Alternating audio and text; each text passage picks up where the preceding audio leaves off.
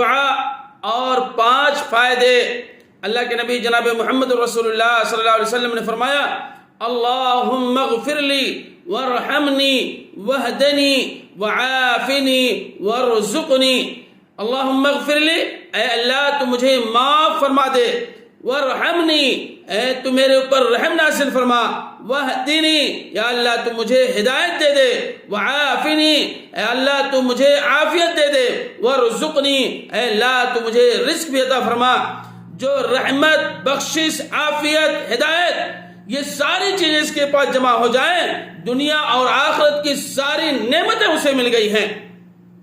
इसलिए नबी अलैहिस्सलाम ने इरशाद फरमाया था, जिस शख्स को ये दुआ याद हो गई, फ़क़द मला यदहू बिल खैर, समझ लो उसने अपने दोनों हाथों को खैर से भर लिया है। इसलिए हमें और आपको ये दुआ याद होनी